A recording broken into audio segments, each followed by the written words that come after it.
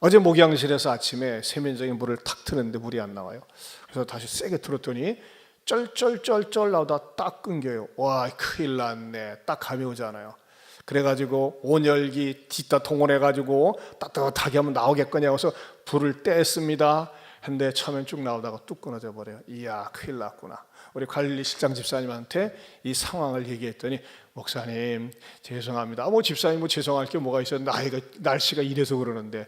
근데 우리 이제 본당이 말이죠, 이 수압이 4층까지 못 올라옵니다. 그래서 2층까지는 괜찮은데 1층에서 모다를 돌려가지고 이렇게 물을 갖다가 이렇게 올리는데 이 모다가 얼어붙은 거예요.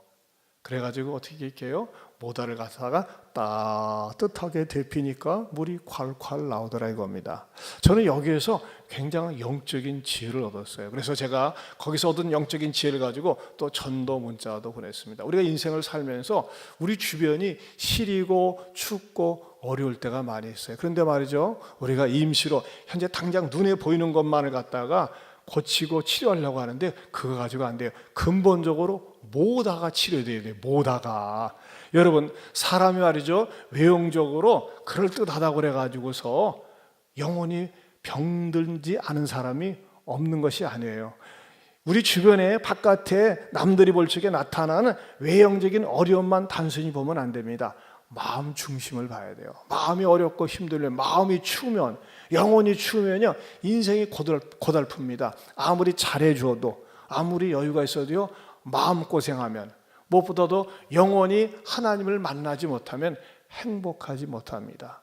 그래서 그런 유명한 말을 제가 이전에는 교회 표에다가 뒤에다가 써붙이기로 했었는데, 인생의 방향은 하나님을 만나면서 끝이 나고, 신앙생활의 방향은 좋은 교회를 만나면서 끝이 납니다. 여러분, 인생의 방향은 분명히 하나님 만나면서 끝이 나요. 그러나 교회 다니다가 때로는 시험당하고 어려움을 겪는 분들도 있어요. 근데 이런 분들은 뭡니까? 좋은 교회, 건강한 교회, 예한교회를 만나서 신앙생활 방황 끝 하면서 새롭게 시작할 수 있기를 축원합니다.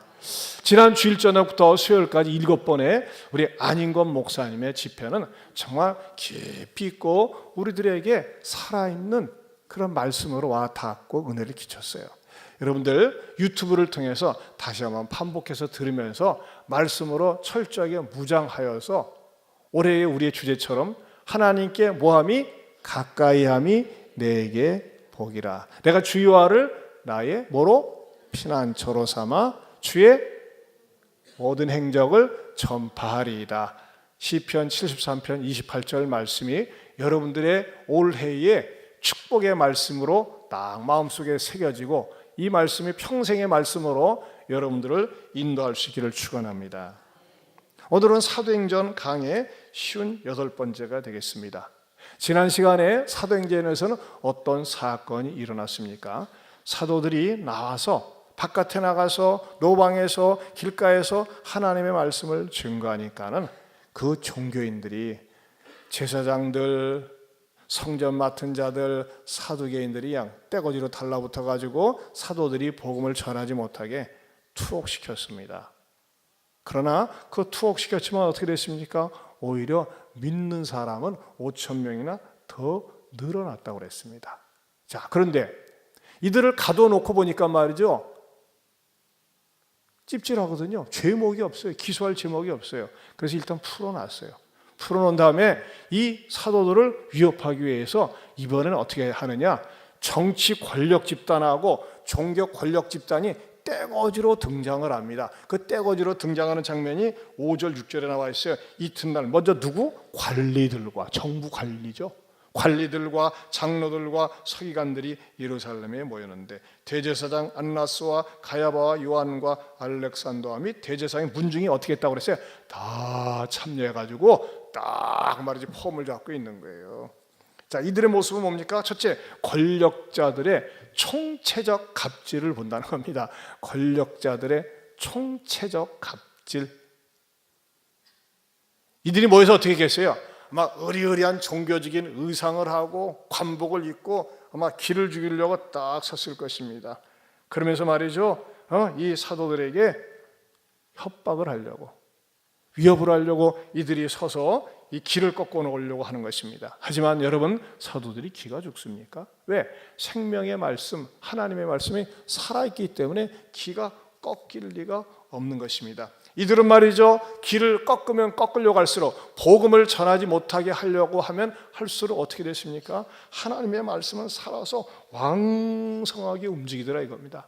저는요, 지난 시간에도 말씀드렸지만 세상은 여러분을 잡고 세상은 여러분을 매이게 하지만 그 세상에 매이지 않고 오히려 말씀에 매여서 말씀이 여러분들의 삶을 주도적으로 이끌어갈 수 있기를 축원합니다.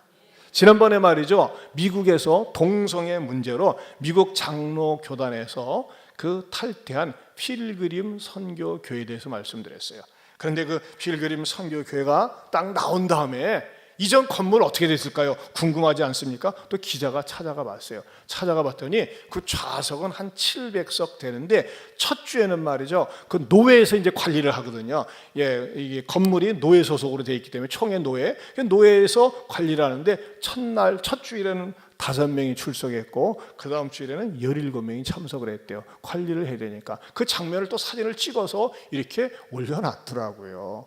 그러나 여러분, 이 건물은 빼앗겼지만 나갔던 필그림 선교교회는 보통 2,000명 모이던 교회가 중학교를 빌려가지고 2,200명이 모였다는 것입니다. 세상은 말이죠, 때로는 교회도 세상과 야합하면서 교회를 핍박하는 모습들이 미국에서 일어나는데, 안인건 목사님하고 식사를 하면서 나는 대화 가운데, 목사님, 오바마가 가장 탁월한 게 한 게 뭡니까? 이 대통령 역사상 기억에 남는 업적이 뭡니까? 그렇게 말씀하시다. 남자끼리 결혼시키고 여자끼리 결혼시킨 거. 연방 대법원에서 말이죠, 동성애를 적극적으로 승인하도록 한 게 업적이래요. 자, 또라이 같은 대통령이죠. 나 의절했다니까 오바마하고. 야, 그게 업적이래, 그게 업적. 근데 그걸 그렇게 미국 사람들이 좋아한답니다. 여러분, 이 세상은요, 세상은 인간적이고 육신적이고 욕망 충동적인 것을 좋아합니다. 그런데 교회는요, 성경은 그것을 절대 반대하기 때문에 끊임없이 핍박을 하는 거예요. 지금도 미국이 교단적으로 핍박을 하잖아요. 그래서 그 푸쿠사라고 하는 교단을 탈퇴하고 나오지 않았습니까? 근데 문제는 뭐냐? 그 교회를 빈 건물이 말이죠, 그 건물을 갖다가 유지하는데 한 달 유지비가 $20,000랍니다. $20,000면 한 2,100만 원 정도 되는 거예요. 그런데 이 교회, 이거 필그림교회 목사님이 뭐라고 얘기하느냐? 자, 우리 이 건물 줘라. 우리가 가서 딴 거 하지 않고, 물론 이게 총회 재단에 귀속되어 있지만 우리 이거 갖고 나가는 대신에 그 대신에 5년간 $600,000를 노회에 지원하겠다. 근데 말이죠, 이 노회 예산은요 1년에 $240,000야. 이 건물 하나 유지하는 게 1년에 24만원에 똑같이 맞먹는 노회 유지비하고, 약 300여 개 교회가 속한 그 노회, 400여 개에 속한 그 교회 교단에 또 노회 유지비가 맞먹으니까 우리가 $600,000을 낼 테니까 건물 우리에게 달라 했는데 딱 노회한 거예요. 근데 이 건물을 유지하려니까 골치가 아픈 겁니다. 그러면서 노회에서 뭐라고 그 나간 필그림교회 양춘길 목사님을 비난하느냐? 저 목사는 혼자만 중불 났다. 왜? 연합정신을 훼손하느냐? 두리뭉실하게 살지. 그렇다고 우리가 다 동성애를 지지하는 것은 아닌데, 그러면 나와야죠. 그 교단적으로 동성애를 지지하는데 거기서 나와야죠 하면서 말이죠, 공문을 보냈대요. 그러자 목사님이 아주 중요한 말씀을 하셨어요.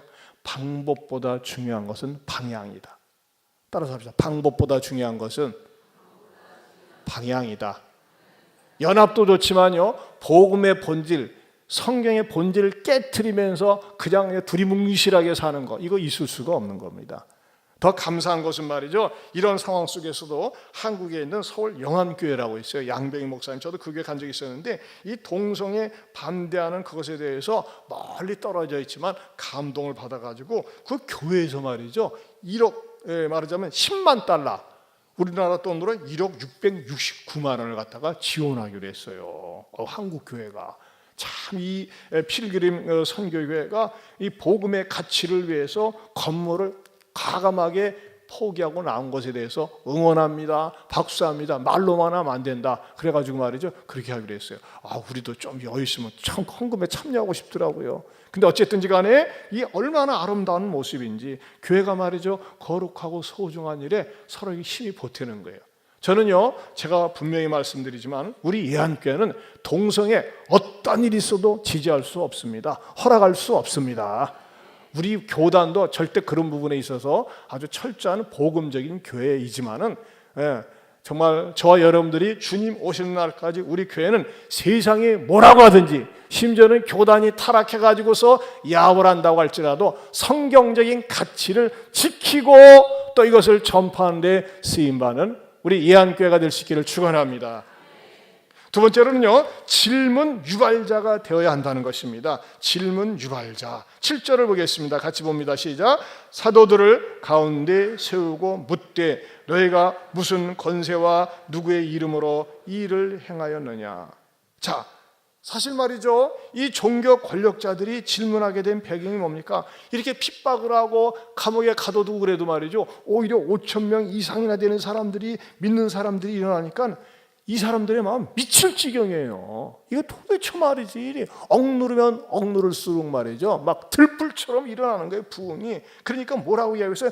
무슨 권세와 누구의 이름으로 일을 행하였느냐. 무슨 권세가 있겠어요? 그런데 여러분, 이 사람들이, 이런 권력자들이 하는 질문은 뭡니까? 몰라서 묻는 겁니까? 아니요, 다 알고 있어요. 사도들은 말이죠, 은밀한 중에 사람들이 안 보는 가운데 한 게 아니에요. 공공연하게 사람들이 보는 데서 말이죠, 나사렛 예수 그리스도 이름을 선포하고, 또 이 안진뱅이도 나사렛 예수 그리스도 이름으로 이렇게 세운 것을 알고 있었습니다. 그런데도 불구하고 또 묻는 거예요. 무슨 권세와 누구의 이름으로 이런 일을 행하느냐. 이건 뭐예요? 자기네들이 소문으로만 들었던 그 이야기들을 직접 사도들을 통해서 두 눈으로 듣고 두 귀로 확인하기를 원했던 것입니다. 그러자 베드로가 어떻게 그에 대해서 반응을 보입니까? 그런 질문에 대해서 8절 보겠습니다. 8절부터 10절 다시 봅니다. 시작. 이에 베드로가 성령이 충만하여 이르되 백성의 관리들과 장로들아, 만일 병자에게 행한 착한 일에 대하여 이 사람이 어떻게 구원을 받았느냐고 오늘 우리에게 뭐하면 질문한다면, 너희와 모든 이스라엘 백성들은 알라. 너희가 십자가에 못 박고 하나님이 죽은 자 가운데서 살리신 나사렛 예수 그리스도의 이름으로 이 사람이 건강하게 되어 너희 앞에 섰느니라. 저는 이 말씀을 묵상하고 연구하는 가운데서 이런 성령님께서 깨달음을 주시더라고요. 당신은 도대체 예수를 믿으면서 어떤 유익이 있는 거예요? 어떤 복을 받은 거예요? 왜 예수를 믿는 거예요? 예수가 뭐가 그렇게 줬어? 이렇게 사람들이 물어볼 수 있을 정도로 말이죠, 여러분들에게 그 질문에 대한 대답을 성경 속에서 가지고 있어야 된다는 것입니다. 성경 속의 진리를 내 것으로 소유할 수 있어야 됩니다. 당신이 구원을 받았다는데 무엇으로부터 구원을 받은 거예요? 왜 예수를 믿는 거예요? 예수 안 믿으면 안 돼? 꼭 그렇게 주일마다 교회 가야 돼? 이 추운데도 교회 나가야 돼? 이렇게 묻는다면 내가 교회 나가야 하는 이유, 예수를 믿어야 하는 이유에 대해서 말이죠, 분명하게 이야기할 수 있어야 됩니다. 저는 3대째 모태 신앙입니다. 할아버지, 부모님, 저. 근데 저는 말이죠, 어려서부터 신앙생활하면서 교회 생활이 별로 재미가 없었어요. 그리고 어떻게 하면은 나도 때가 되면은 교회로부터 도망칠까. 버드란트 러셀이라는 사람은 나는 왜 크리스찬이 아니가라는 책을 썼어요. 그 사람은 모태 신앙이에요. 기독교 집안이에요. 근데 늘 삐딱한 마음을 가지고 그도 하나님을 인격적으로 만나지 못하다 보니까 뭐예요? 나는 왜 크리스찬이 아닌가라는 책을 써서 많은 믿는 사람들의 믿음을 떨어뜨리는데, 불신자로 만드는데 공헌을 한 사람이에요. 그러나 유교적인 배경 속에서, 불신자 배경 속에서 자라난 중국의 유명한 학자 임어당 씨는 뭐라고 했냐, 나는 왜 크리스찬이 되었는가라고 썼어요. 저도요, 버드란트 러셀 같은 그런 기류에 속해 있으면서 나도 언젠가는 교회를 떠나야 되겠다. 왜? 내가 허구한 날 교회 왜 나가야 되는가 하면서 말이죠, 항상 회의에 차 있고 의심에 차 있었습니다. 그러다가 하나님 앞에 예배를 드리면서 예배 속에서 목사님을 통해서 주시는 말씀을 통해서 예수님을 제가 인격적으로 모셔드린 거예요. 여러분, 교회 그냥 다녀서는 안 됩니다. 예배를 통해서 말씀을 들을 때 믿음은 들음에서 나며 들으면 그리스도의 말씀으로 말미암았느니라. 이걸 체험할 수 있기를 바랍니다. 제가 저 꼬락서니를 보니까요, 제가 만약에 예수님을 인격적으로 제 마음속에 제 구세주로 모셔드리지 않았더라면 제가 어떻게 살았을까요? 저도 세상의 온갖 쾌락과 더러운 거, 지저분한 거 쫓아다니다가 저는 아마 단명했을 것 같아요. 저는 인생을 굉장히 정열적으로 삽니다. 모세에게도 주어지면 굉장히 열정적이거든요. 그렇지 않으면 안 맞습니다. 아마 온갖 더럽고 추잡스러운 거 쫓아다니다가 빨리 객사를 하거나 빨리 저 세상 갔을 거예요. 그렇지 않으면 저는 항상 제 의식 가운데 뭐가 돼요? 인생은 허무하다. 왜 사는가? 뭐 때문에 사는가? 저는 인생의 허무주의를 12살에 느꼈다니까요. 아주 쬐끈한 것이 왜 사는가? 뭐 때문에 사는가? 하면서 말이에요. 항상 인생에 대해서 말은 쬐끈한 게 뭐 머리에 피도 안 마른 것이 뭐 철학제, 니체 뭐 이런 거 책들을 좋아하고 막 그랬었어요. 근데 만약에 제가 그랬으면 저도 분명히 일찌감치 말이죠, 자살하고 말았을 것입니다. 그런데 제가 교회를 다니는 교인에 불과했었는데, 교인, 처치 고어 교인, 그래 빌리버가 된 거예요. 빌리버, 믿는 신자. 어느 때 예배 속에서 말씀을 들으면서 아하, 예수님은 막연한 예수가 아니라 예수님이 2000년 전에 죽은 예수가 아니라 그 예수님이 나의 죄를 위해서 십자가에 죽으셨고 나의 의를 위해서 3일 만에 부활하셨습니다. 나도 믿겠습니다 라고 내가 믿겠다고 선언하고 고백하는 순간 말씀이 내 안에 들어오고 내가 믿고 믿어지면서 제 마음속에는 기쁨과 감사한 마음으로 때로는 인생에 어려움이 있었지만 살 수 있게 된 것입니다. 사랑하는 성도 여러분, 혹시 여러분 가운데도 저와 같은 부류의 옛날의 모습을 갖고 있는 사람이 계시지 않은지 모르겠어요. 저는 예배 시간이 지루해서 설교 시간에 막 장난하고 그랬었어요. 근데 정말 말씀을 듣고 은혜를 받고 보니까 얼마나 좋은지. 여러분, 말씀을 듣고 은혜를 받는다, 하나님을 만난다, 복잡한 거 아니에요. 일단 눈을 뜨고 들으세요. 눈을 감으면 셔다를 내리면요 말씀이 안 들어가. 눈을 뜨고 집중해서 들으세요. 들으면서 뭐냐, 따라서 합시다. 나는 죄인입니다. 예수님이 나의 구세주가 되심을 믿습니다. 안 믿어지는 분 있어요. 그럼 믿기를 원합니다.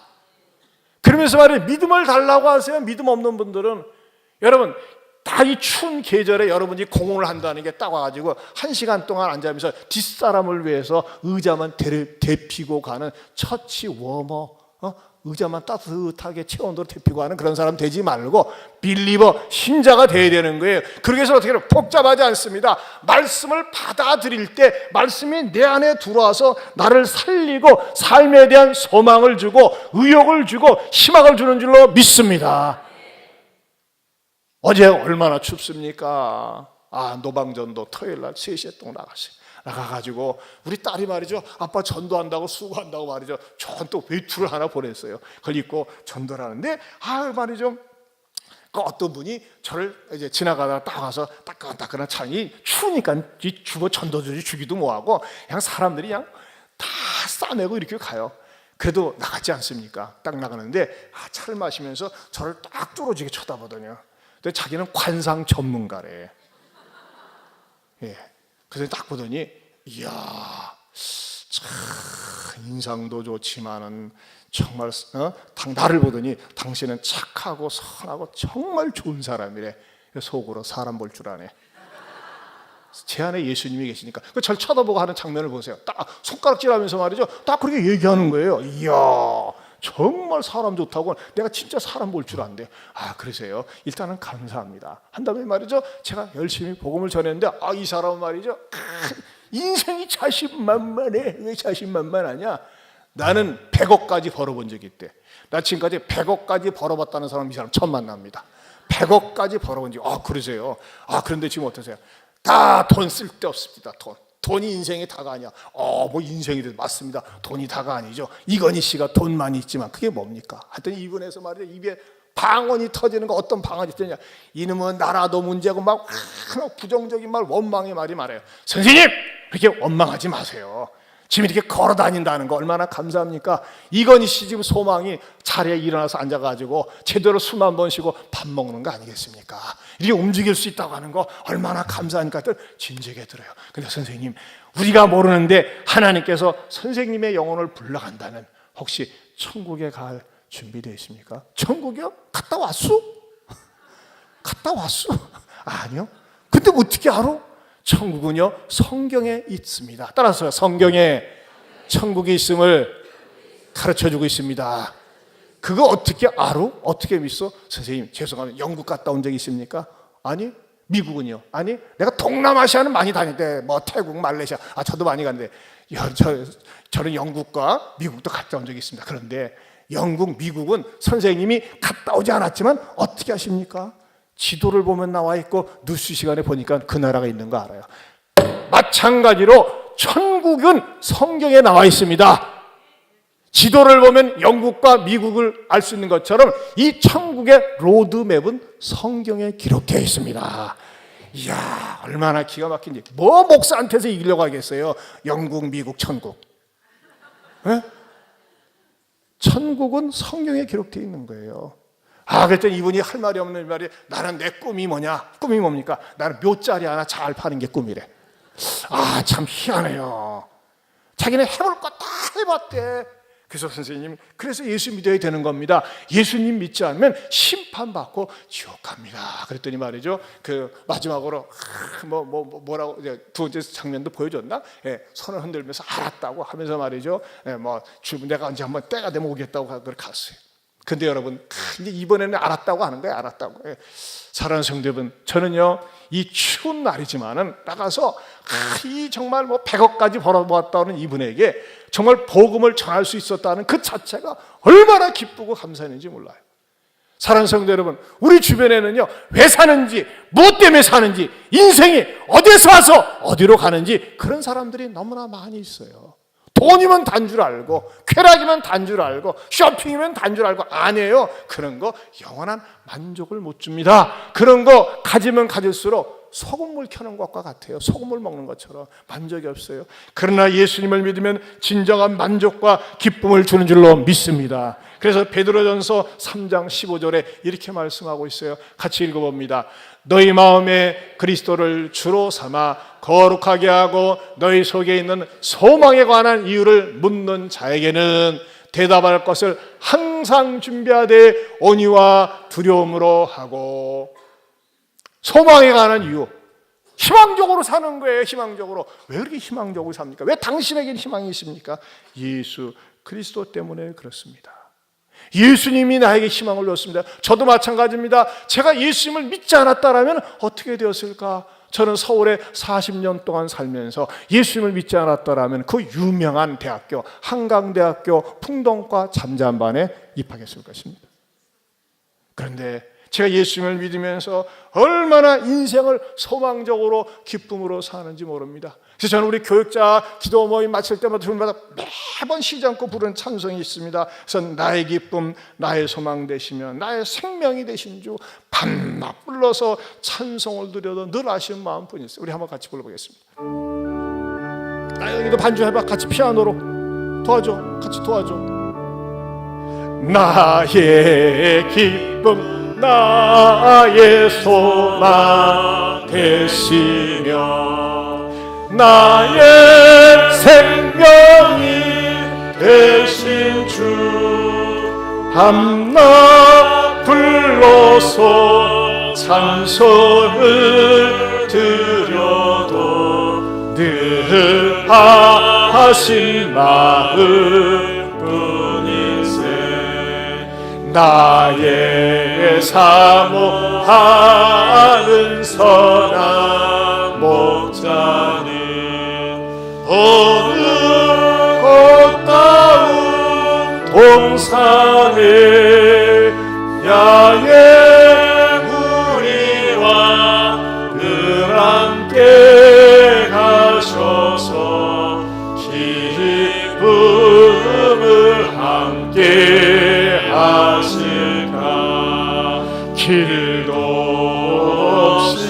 거친 넓은 들에서 갈 길 못 찾아 애쓰며 이리 저리로 헤매는 내 모양 저 원수처럼 하노다. 주의 자비롭고 화평한 얼굴 모든 천사도 안기며 주의 놀라운 진리의 말씀에 천지가 화답하도다. 나의 진정 사모하는 예수님 음성조차도 안 갖고 나의 생명과 나의 참 소망은 오직 주 예수뿐일세. 아멘.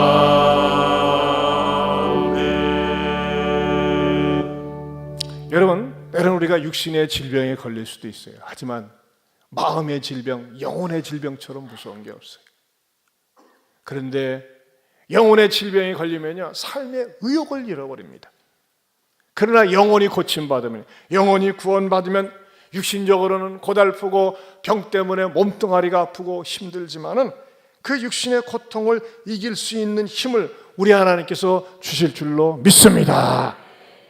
세 번째로, 말씀이 육화될 때 질문을 받습니다. 말씀이 육화될 때 질문을 받는다. 좀 말이 좀 약간 어려운데 이게 무슨 말씀이냐면, 하나님의 말씀이 내 안에서 이루어질 때, 내 삶의 전부가 될 때 질문을 받는다는 겁니다. 무슨 말씀이냐? 제가 이 말씀을 묵상하는 가운데서 그런 성령님 깨달음을 주셨습니다. 때로는요, 그런 말 있잖아요. 푸시킨 얘기한 것처럼 삶이 우리를 속이는 것처럼 보일 때가 있어요. 나는 열심히 살았는데, 성실하게 살았는데, 부지런히 살았는데, 정직하게 살았는데 이용당하고 배신당하고 억울한 일을 당할 때가 있어요. 그럴 때는요, 마음속에 상처와 분노가 내 마음에 쌓여가지고서 정말 견딜 수 없고 죽고 싶고 그런 위기를 당할 때가 있어요. 그런데 그럴 때도 하나님의 말씀을 붙들면은, 그리고 그 말씀대로 살면은, 그 말씀대로 순종하면서, 아니 당신은 어떻게 그렇게 삽니까? 내가 당신 같으면 자살했을 거야. 내가 당신 같으면 사고 쳤을 거야.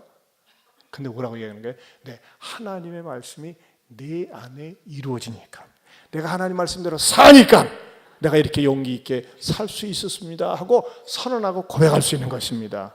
조미선 씨라고 있었어요. 이 사람은 중국계 한국인이에요. 49살인데 중국명으로는 짜오리위. 1999년 중국의 지린시에서 남동생이 운영하는 공정에 갑자기 세 남자가, 젊은 남자가 들이닥칩니다. 우리 좀 살려주시라요. 우리 좀 살려주시라요. 그러니까 탈북자야. 그런데 이 조미선 씨가 마음이 착해가지고 말이죠, 탈북자인 줄 알지만은 그들을 수용해가지고 공장의 직원으로 일을 하게 됩니다. 그런데 탈북했지만 중국말을 전혀 모르는데 그 가운데서 정모 씨라고 하는 사람에게 중국어를 가르쳐 줍니다. 내가 당신 중국어 가르쳐 줄 테니까 여기서 생활 잘하라고. 근데 중국어를 가르쳐 주면서 처녀 총각이다 보니까 마음이 오고 가고, 그러면서 말이죠, 이 정모 씨가 말하자면 조미선 씨에게 프로포즈를 합니다.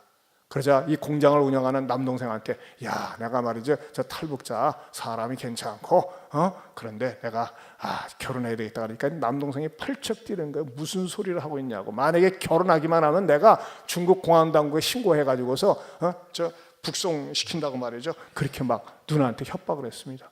근데 사람의 정이라는 게 끌리면 안 그런가 봐요. 야, 그러지 마라. 야, 뭐 탈북한 것도 불쌍한데 저 사람 하나 살려주면 얼마나 좋냐 하면서 말이죠, 이 남동생의 가족들의 반대에도 불구하고 돈을 사가지고 중국 신분증을 만들고 세상에 혼인신고까지 해버렸어요. 얼마나 이 조미선 씨가 착합니까? 그러다가 야, 여기서 살지 말고 우리가 한국으로 가자고 해서 2003년도에 한국행을 시도하다가 중국 공안당국에 딱 잡힙니다. 그런데 이 조미선 씨는 신분이 중국인이기 때문에 곧 풀려납니다. 하지만은 이 정 씨는 탈북자고만 해가지고 잡아가지고 다시 북한에다가 북송을 해버려요. 그냥 북한 감옥에 들어갑니다. 근데 정말 불행 중 당한 것은 그 감옥에 들어서 폐결핵 환자로 판명이 나가지고 이것이 전염될까봐 극적으로 풀려납니다. 그 과정에서 조미선 씨가 자기 남편이라고 지극정성으로 말이죠, 온갖 좋은 약도 먹이고 막 돈까지 마련해서 뒷바라지를 합니다. 그리고 나옵니다. 그러면서 이 정 씨의 그 누나와 남동생이 또 탈북이 돼가지고서 나와가지고서 그 임신매매단에 걸렸지만은 이들을 또 구조까지 해야죠. 그러면 조미선 씨 얼마나 착한지 몰라요.